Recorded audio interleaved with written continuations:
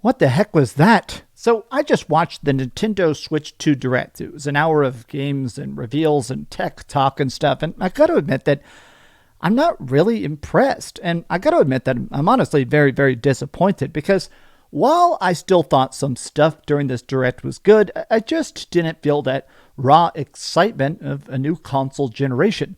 The best part of a new Nintendo or a new PlayStation or a new Xbox is always that big wow factor of, hey, here's the exclusives. Here's a new Zelda or a Mario or something that says, hey, here's the game that is so much better, so much more beautiful, so much more fun.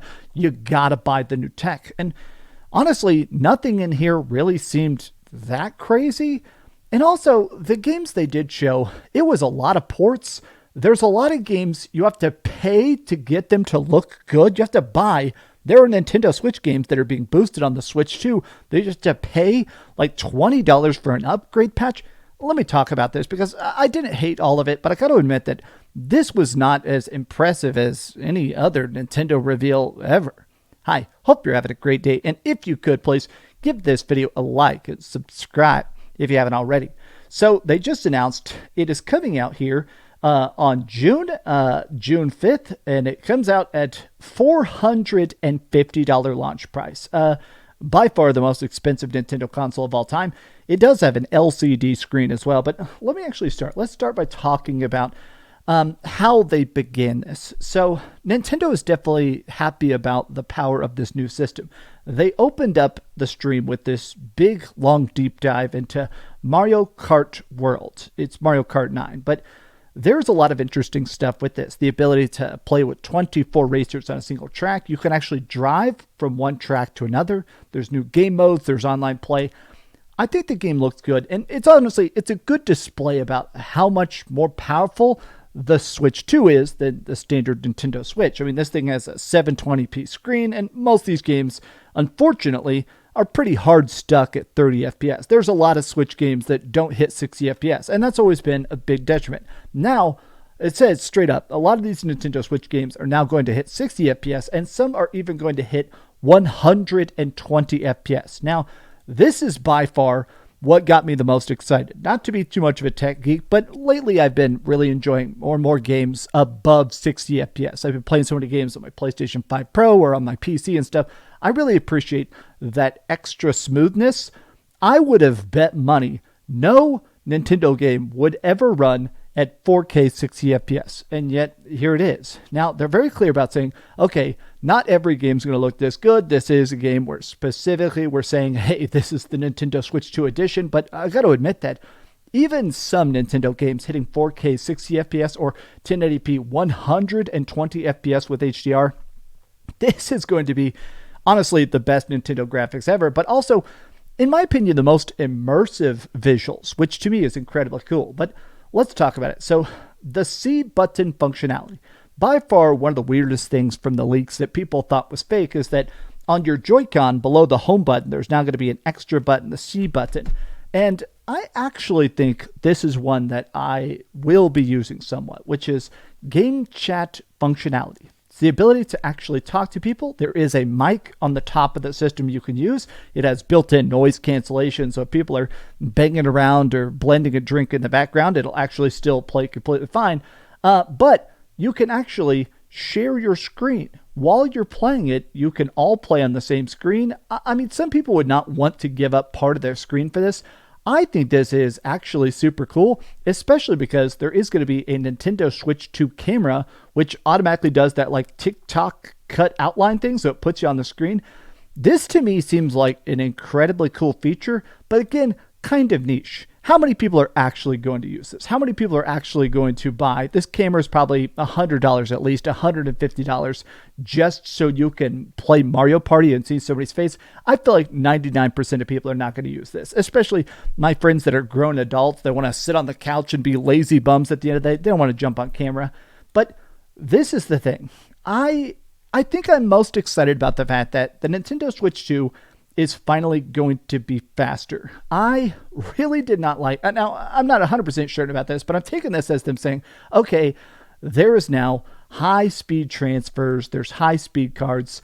The load times of the original Nintendo Switch have always been a personal gripe of mine. It has always kind of sucked to me that, like, trying to even just switch games, literally just switching a game, like right here, I'm just booting up basically an emulator on the original Nintendo Switch.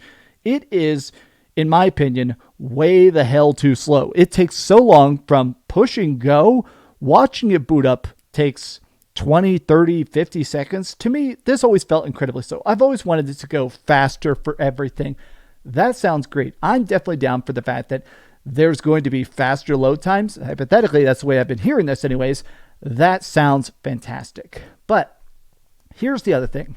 Part of the reason I felt like this was not entertaining to watch is that so much of it was an explanation about this mouse support, these new features.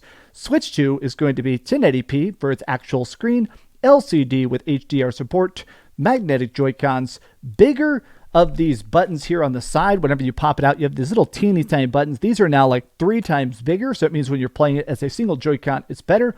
Mouse controls for the Joy-Con, improved speaker, cleaner audio, built-in mic, 3D audio. This is all stuff that is great, but this is the two things that really, really got me.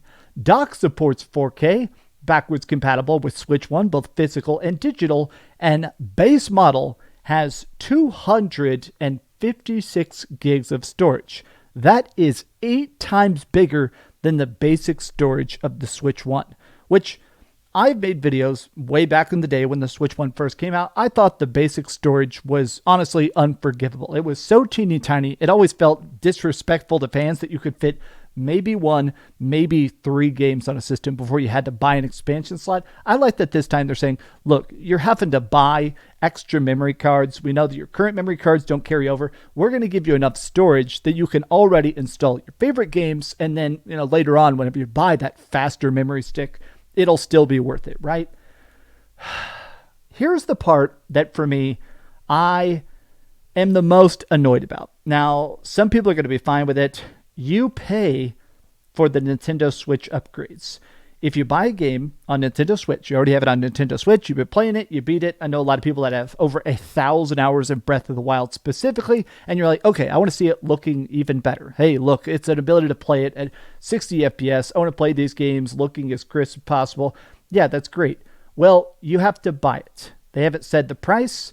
They mentioned specifically that a lot of games that are launching on Nintendo Switch 1 or Nintendo Switch 2, the cross-gen stuff, you can basically pay for a Nintendo Switch 2 edition of it.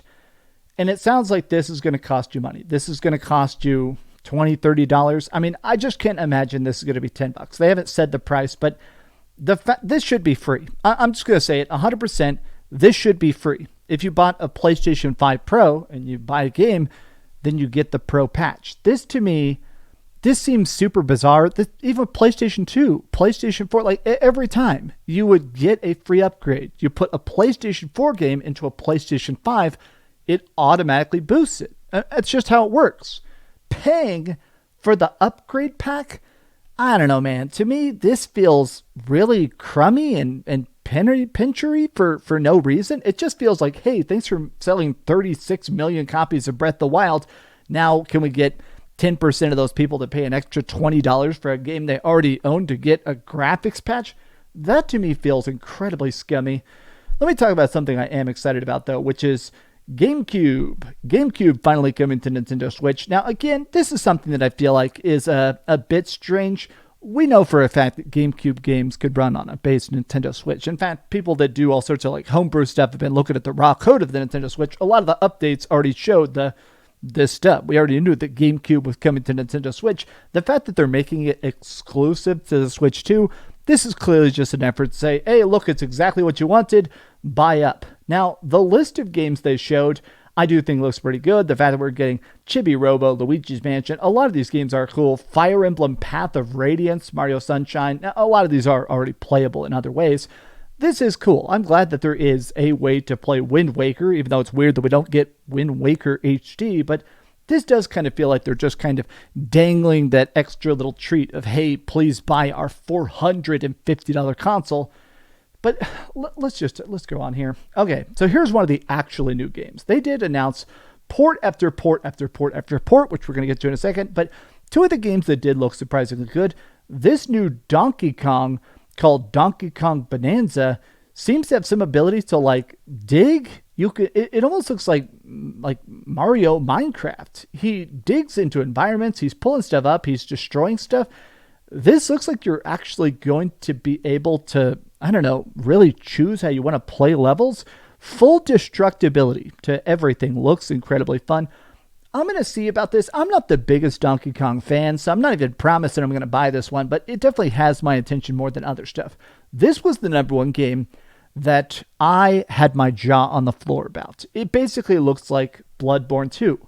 I mean, 100%. It looks like Bloodbourne 2. It's called Duskbloods. It's about a guy with blood magic going through what looks like Yarnum. I mean, 100%. That's what it looks like. And it's really cool to be getting a new Fromsoftware game. It's a bit strange. It's a Nintendo Switch 2 exclusive, but maybe it's not. Maybe they're going to announce it for other systems, but this seems incredibly cool. I mean, people always talk about, is there a game so good you'd buy a console for it? Everybody has that time where I know a lot of people bought the Nintendo Switch 1 specifically because they wanted the freaking Breath of the Wild. This kind of seems like a game I think some Fromsoftware fans are going to buy a Switch just because they want to play this. Okay, let's talk about the 80 ports. Part of the reason I felt like this wasn't super fun to watch is the amount of times where it's like, hey, here's a game you beat 4 years ago. This came out in 2020. Now you can play it again on the Nintendo Switch 2. Cyberpunk coming there. Yay, that's great. Another game that came out 5 years ago. There was some new stuff. Let's talk about some of the new stuff. Elden Ring coming to the Nintendo Switch 2. That's pretty cool. Deltarune. This is the sequel to Undertale. We had chapters 1 and 2 already. 3 and 4 are finally confirmed. They're real, and they're coming out to the Nintendo Switch 2. That's great. And finally, a new Hyrule Warriors called Age of Imprisonment. Now, I'm a big fan of the Warriors games, and I'm especially a big fan of Zelda Hyrule Warriors games. This seems cool. I guess I'm in a spot where it's not that this was bad. It's not that it was boring. It's not like it was just a total waste of time. I'm in a spot where a good console reveal makes you excited to rush out and pre-order it. It makes you want to just immediately throw your money at the screen. I'm ready to just buy it right the heck now. And nothing in here really wowed me that much. There was stuff that looked interesting. I think Duskbloods is going to be incredibly fun, but I mean, I'm already a Fromsoftware fan. I wish that they had showed something really impossible. I wish that they'd shown like 8 minutes of gameplay for Metroid Prime 4. Something that said, hey, here's a game that is so beautiful, so fun, so different, you want to buy it. And instead, it just felt like 80% of this was ports, which I don't really care about, paid upgrade ports for Nintendo games that I felt like should be free, or giving us features that we wanted all along, like Nintendo Switch Online or a voice chat on the system itself. Honestly, I would give this a 6 out of 10. I'm still buying a Nintendo Switch 2. I'm still excited to buy a Nintendo Switch 2, but if this is the only presentation I had seen of it, obviously they're doing more treehouses and stuff after it, but for a first big deep dive, not super hyped. How do you feel about it, though? Did you enjoy the Nintendo Switch 2 Direct? And if you could, please give this video a like and subscribe if you haven't already. And please keep dreaming. Oh, man, I have no idea. When I was live streaming this, my chat was hating on it a lot. Maybe the rest of the internet thought it was the best damn thing ever. So maybe this video is going to get me some hate. But you know what? I'd rather be honest and try and be like, yay, I love it. Thanks so much for watching that video. If you want to see something else, you can always click this link to see what I put up last, or, subscribe and see what's coming up next. Also, I promise that whatever I do, it'll try not to suck.